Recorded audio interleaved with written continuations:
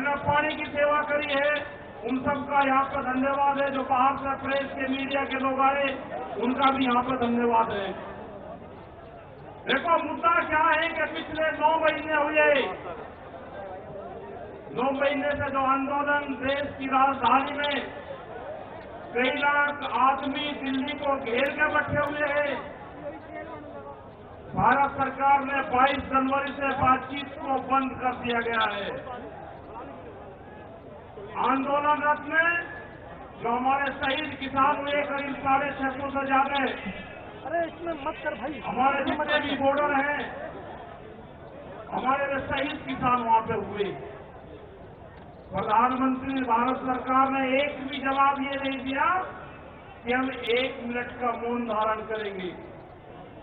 ये समझना पड़ेगा आप लोगों को, ये समझना पड़ेगा आप लोगों को कि जिस तरह से यहाँ पे देश की प्रॉपर्टियां बेची जा रही है, ये लोग कौन हैं जो देश के संस्थाओं को बेच रहे, इन लोगों की पहचान करनी पड़ेगी। देश में बड़े बड़े आंदोलन ये चलाने पड़ेंगे। आज से जो संयुक्त मोर्चा ने फैसले लिए हैं, उसके तहत हमको बड़ी बड़ी मीटिंगें पूरे देश भर में करनी पड़ेगी। अब ये मिशन गांधी मिशन उत्तर प्रदेश और ये नहीं उत्तराखंड, मिशन होगा संयुक्त मोर्चे का देश बचाने का। ये देश बचेगा, ये संविधान बचेगा। आज लड़ाई उस मुकाम पर आ गई कि देश के जो नौजवान हैं, जो 14 करोड़ लोग जो बेरोजगार हमारे साथी, हमारे बच्चे हुए हैं, ये आंदोलन उनके कंधों पे है। जिस तरह से एक चीज बेची जा रही है, 3 कानून ब्यूटी का ही एक हिस्सा है। पहला है कि यहाँ पे रेल और हवाई जहाज और हवाई अड्डे बेचे जाएंगे।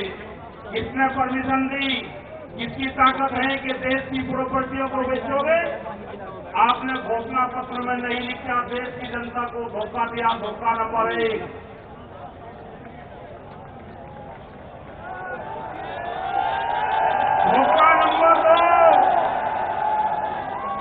धोखा नंबर 2, बिजली बेचेंगे, प्राइवेट करेंगे बिजली को। ये धोखा नंबर 2, कहीं घोषणा पत्र में नहीं लिखा। जब वोट मांगी नहीं कहा कि बिजली भी बेचेंगे।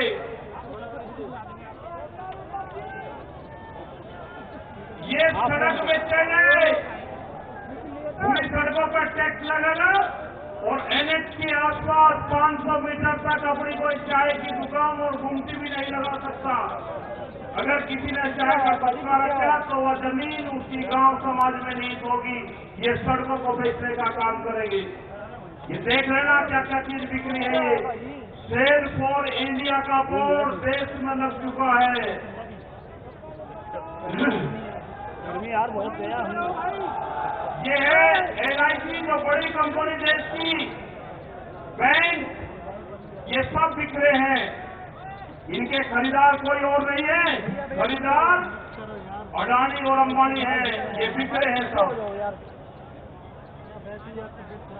FCI की जमीन जहाँ पे हमारा भंडारण होता था, वे पूरी जमीन, पूरे गोदाम अडानी को दे दिए गए हैं। पूरी FCI के जो गोदाम है अडानी के कब्जे में है। आपके पास में, भारत सरकार के पास में कोई भी गोदाम अब नहीं बचा है।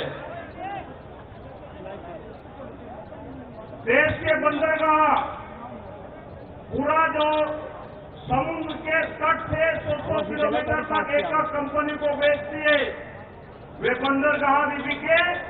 ये भी आपको जानकारी होनी चाहिए। वहाँ पे जो मछली पालन किसान हमारा था, जो नमक का किसान हमारा था, सब खत्म हो गए। बड़े बड़े बंदरगाह वहाँ पे बिक चुके हैं।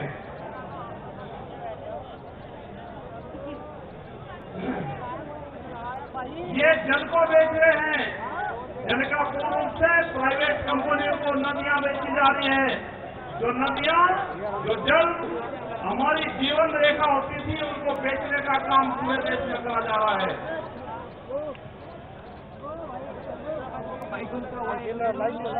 ये इंडिया ऑनलाइन सेल मतलब कोई भी कीमत किसी भी चीज की लगा सकता है। भारत बिकाऊ है, ये भारत सरकार की पॉलिसी है। अब खतरे में कौन कौन है? ओएनजीसी, बीपीसीएल, इस्पात, शिक्षा, प्राइवेट जो चिकित्सा हो रही है, और देश के संविधान भी खतरे में है। जो बाबा भीमराव अंबेडकर का संविधान था, वो भीड़ में बता जा रहा है, हम उसको भी बता रहे हैं कि बाबा भीमराव अंबेडकर का संविधान भी खतरे में है, उसको भी बचाना है। और ये खेती किसानी जिससे ये आंदोलन शुरू हुआ, ये खेती और किसानी भी बिक्री के कगार पे है। भाई हमारी समझ में जब आया, जब देश की खेती बिकने के कगार पाई, जब ही आंदोलन शुरू हुआ। उसके 3 कानून 9 महीने से किसान आंदोलन है वो करने को तैयार नहीं है। आज हालात ये है कि आपका 10 साल पुराना आगे के 10 साल पुराना ट्रैक्टर नहीं चलेगा, वो भी इसी में आता है। आपको बैंक में कर्जा आप दुगना दे दो, आपको बैंक दुगना कर्जा दे देगा। आपको बैंक कहेगा कि गोल्डन कार्ड बना दिया, आप कर्जा ले लो, फसलों के भाव नहीं आपको देंगे। हम जिस जमीन पर आए हैं, ये जमीन उत्तर प्रदेश की जमीन, और जहां पे मुजफ्फरनगर का जो क्षेत्र है, ये गन्ने की बेल्ट है पूरी। क्या इन लोगों ने ये नहीं कहा कि जब अगर हमारी सरकार आएगी तो हम 450 रुपये गन्ने का भाव देंगे? ये कोई भाव देने को तैयार नहीं है। यहाँ पे सरकारें पहले भी आई जिन्होंने 80 रुपया रेट बढ़ाया, दूसरे वाली सरकार आई 50 रुपये रेट बढ़ाया। क्या योगी सरकार उन दोनों से कमजोर है? 1 रुपया रेट नहीं बढ़ाया। हमारा 12,000 करोड़ रुपया से ज्यादा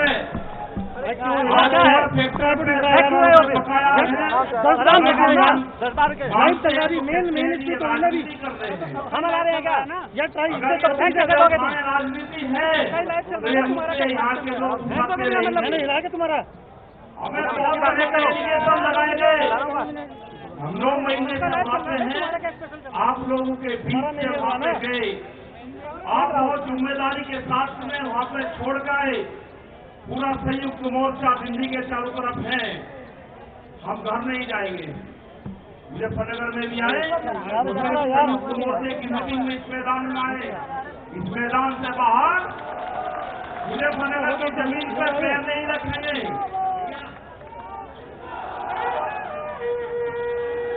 यहाँ पे मुजफ्फरनगर की जमीन पे हम पैर नहीं रखेंगे, हम गाड़ी से यहाँ से वापसी जाएंगे। जब ये आंदोलन फतेह होगा, इस किसान और देश के जवान की जीत होगी, जब ही हम यहाँ पाएंगे। अत्याचार बहुत है, यहाँ पे पुलिस फोर्स के लोग भी होंगे, यहाँ पे पुलिस फोर्स के लोग हैं, उनकी सैलरी 25 और 30 हजार रुपये है। ड्यूटी में 24 घंटे देंगे। मास्टर जो प्राइमरी का टीचर है, उससे आधी सैलरी उनकी होगी। वे आवाज नहीं उठा सकते, उनकी आवाज को दबाया जाता है। उनका जो क्वार्टर है वो 500-600 फीट में है। उनके क्वार्टर बड़े बड़े, उनकी सैलरी भी टीचर के बराबर उनकी सैलरी हो। वे ड्यूटी देते हैं 24 घंटे। जितने भी सरकारी कर्मचारी हैं, उनकी पेंशन खत्म करोगे। एमपी एमएलए की पेंशन लोगे 2-3 दिन, कर्मचारियों की पेंशन खत्म करोगे। आप देश में प्राइवेटाइजेशन करोगे तो रोजगार खत्म होंगे। हमारी समझ में एक बात नहीं आई, जो बड़ी बड़ी कंपनी 67,000 और 1 लाख करोड़ रुपया सरकार का देकर भाग जाती है, उन्हीं को फिर बड़े बड़े संस्थाएं बेच रहे हैं।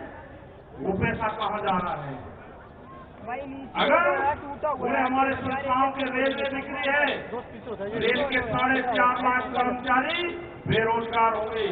मैंने जो सफाई कर्मचारी है उनसे बातचीत करी, रेलवे के या किसी भी नगर पालिका के हो, 5 और 6 हजार रुपये में सफाई कर्मचारी वाल्मीकि समाज के लोग नौकरी करेंगे। यहाँ पे अगर ठेका पड़ता होगी तो रोजगार जाएंगे।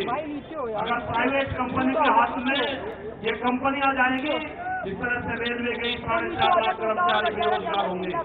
जो रेहड़ी पटरी के लोग अपना रोजगार चलाते थे, वे 4.5 करोड़ लोग हैं, वे बेरोजगार होंगे।